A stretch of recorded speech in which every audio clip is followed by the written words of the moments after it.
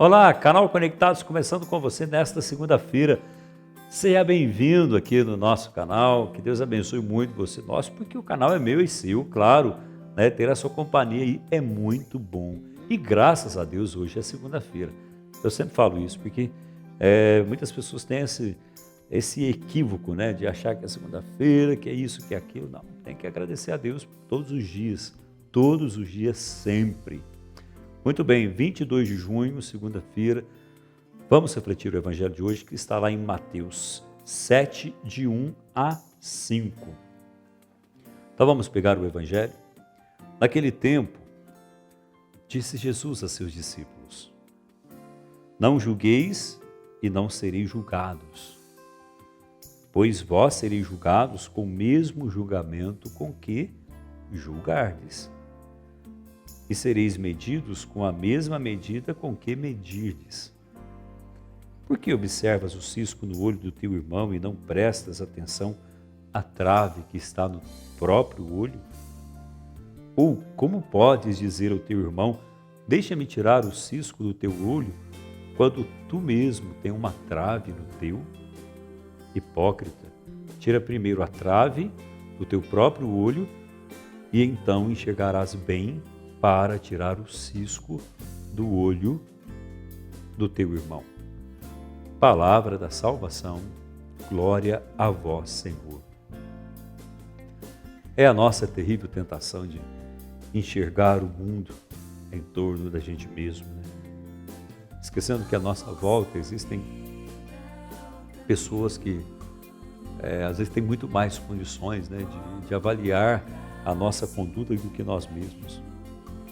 Precisamos olhar à nossa volta, né? Perceber quem está à nossa volta, né? E não julgar segundo os nossos próprios conceitos, mas segundo a palavra, como a palavra nos ensina isso. Pois bem, aqui termina a sessão do Sermão da Montanha. É interessante a gente perceber, né? A sessão do Sermão da Montanha, que começa lá em Mateus 5, vai até aqui, capítulo 7. Então é um grande contexto, né? E depois das bem-aventuranças, que começa ali no capítulo 5 de Mateus, a catequese sobre uma autêntica vida cristã, esse capítulo 7 agora, de Mateus, né, vindo com todas essas informações que Jesus veio trazendo, este capítulo 7 dá pistas de reflexão para a nossa relação com o nosso próximo. É um texto belíssimo, né? Duro, difícil, né? Quando a gente olha a questão do julgamento, né? Julgar o próximo, tirar o cisco do olho do teu irmão, sendo que o teu olho tem uma trave, né? E aqui também, nesse trecho, vamos retomar algumas questões da reflexão do Pai Nosso, lembra, né? Principalmente a questão do perdão. Perdoai, ó Pai, as nossas ofensas, assim como nós perdoamos a quem nos tem ofendido. Vamos pensar, aqui Jesus ele nos coloca frente a frente com a nossa miséria.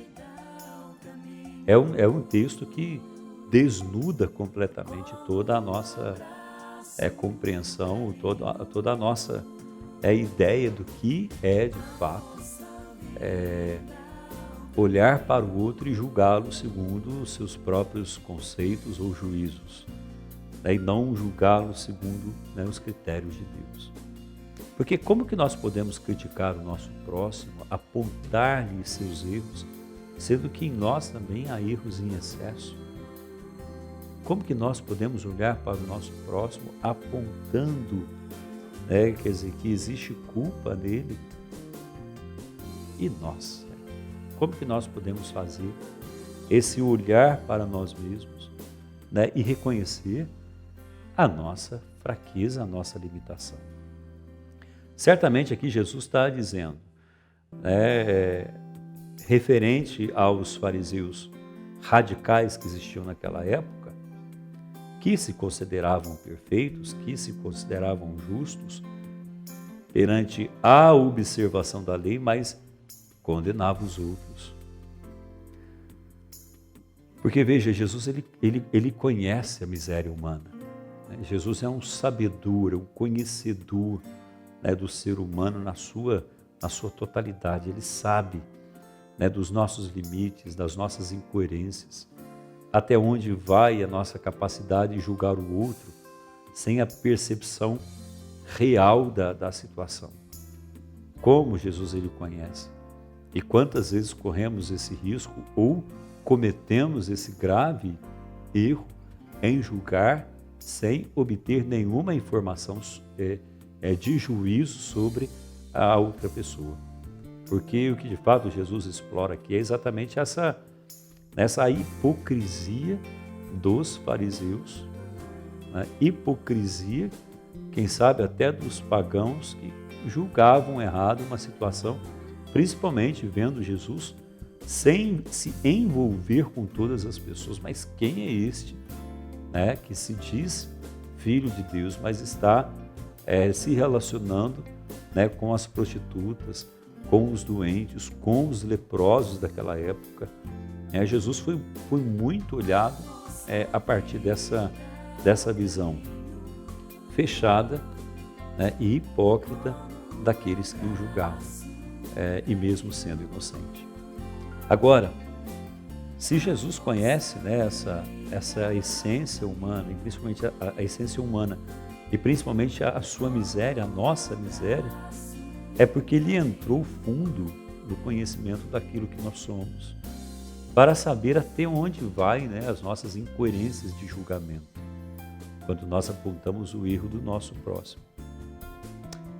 Primeiro ponto, vamos pensar no seguinte: se nós condenamos o nosso irmão, somos também sujeitos a ser condenados, tá certo? Então, se eu tenho a atitude de condenar alguém, então o outro, logicamente, também tem a atitude correta de me condenar. Agora, temos toda a liberdade possível do mundo de aprovar ou desaprovar alguma conduta de alguém. Tá certo, mas eu julgo a partir de quem? Vamos pensar, eu posso até ter toda a ciência e conhecimento para julgar alguém do seu erro ou de algum pecado ou delito que ele cometeu. Mas eu julgo a partir de quem? De mim. Da minha visão, da minha percepção. Né? E aí vamos pensar uma visão e uma percepção incompleta, né? Extremamente rasa, porque só Deus tem a compreensão exata de uma situação. Né? Porque é impossível a gente julgar a partir do outro. Nós somos humanos. Então a pergunta é: como julgar alguém sem abandonar os critérios evangélicos, né? Aquilo que Jesus falou? Fazer um juízo sobre alguém e, ao mesmo tempo, ter caridade para, respeitar a fraqueza do outro, né? A fraqueza alheia. É uma tarefa muito difícil. E olha que interessante, né? Quer dizer, é uma pergunta difícil, né? Como que a gente vai ter tudo isso ao mesmo tempo? Né? Nós somos humanos, mas não é impossível, não. Porque Jesus nos pede que tenhamos respeito pelo outro, podendo até corrigi-lo, a ponto de não tolerar o pecado ou a cumplicidade com ele. Então, qual o caminho? Olha, é interessante a gente pensar nisso, porque quando a gente vai falar alguma coisa para alguém, a gente sempre se cerca de armaduras, né? A gente vai sempre na defesa, né? Porque a gente não quer ser contrariado naquilo que a gente fala. Agora, a gente pode até corrigir, mas como saber que eu não posso também tolerar o erro, porque senão serei cúmplice desse erro? Então o caminho seria o seguinte: a palavra-chave dentro dessa questão do julgamento é o respeito. Porque veja, depois de olhar para si mesmo, da mesma forma que eu aponto o erro do outro, eu tenho que perceber que em mim há limites e há incoerências como o outro. Porque senão posso esconder né, os meus erros, né, abafar os meus erros em detrimento frente ao julgamento do outro. Falo do outro para esconder aquilo que há de errado em mim. Então, o primeiro ponto é o respeito. No diálogo, na conversa, ou apontando para alguém, ou alguma situação, o erro, respeito. O segundo é ter uma vida regrada na oração, porque a pessoa que tem a meditação da palavra, tem uma vida de oração, ela não vai se apressar na hora das palavras. Ela vai saber colocar as palavras no tempo certo e na hora certa. Porque falar, olha que interessante, falar, existem modos e modos de falar alguma coisa a uma pessoa sem ofendê-la. Saber colocar as palavras no lugar certo, sem se deixar levar pela paixão do momento. E aí mostrar à pessoa que existe uma outra possibilidade. Por exemplo, olha, você fez isso, quem sabe se você não fizesse assim, não seria melhor? É uma sugestão. Não somente julgar ou condenar a pessoa pelo erro, mas dar à pessoa a oportunidade de uma reflexão para que ela possa, a partir daquilo que ela vive, talvez alguém lhe dê uma ideia, uma possibilidade de uma mudança de comportamento, uma mudança de pensamento. E isso é fundamental. Então, não se apressar na palavra. Primeiro, respeito, uma vida de oração, que dá a segurança necessária para a gente falar. E segundo, saber como falar. É construir, através das palavras, uma fala que não se apresse no julgamento, mas que dê oportunidade da pessoa refletir que aquilo que ela fez, talvez de errado, possa ser evitado se fizesse de uma outra forma. Agora, a partir daí, quer dizer, abre um campo imenso, de possibilidades, porque já começa a reconciliação acontecer, Olha, desculpa, eu errei, peço desculpa, e ao mesmo tempo uma porta de acesso se abre. Esta porta de acesso é, de fato, um espaço onde nós encontramos o outro na liberdade daquilo que ele é, ou de como ele vive, quando nós damos acesso. Não simplesmente julgamos por acharmos dono da razão, mas nos colocamos à disposição do outro.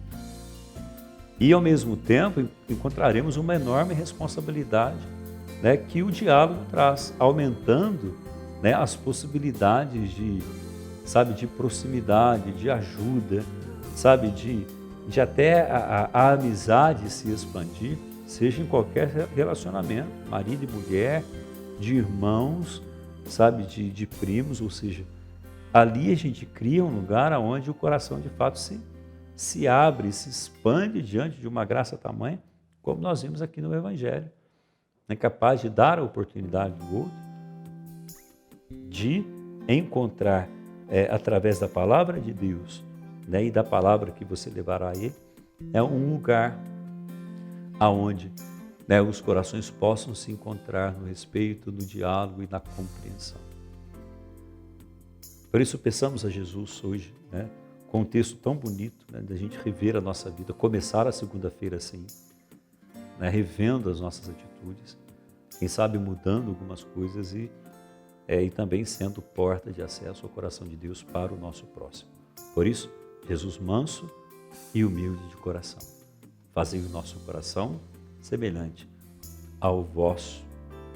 Muito bem, pessoal, obrigado pela sua companhia. Te espero aqui amanhã, terça-feira, no meu canal. Deus abençoe. Não se esqueça de compartilhar essa boa nova, o Conectados, o Evangelho perto de você, curtir, mandar mensagem, porque quanto mais assim estivermos, mais unidos e conectados estaremos, e com mais pessoas também.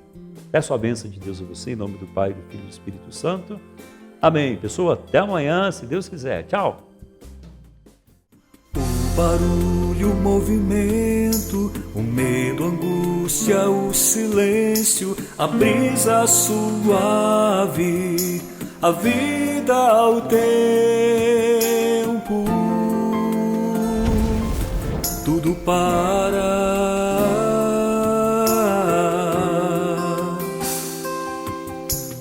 O sossego, a calma, a abertura, a entrega, alguém me espera.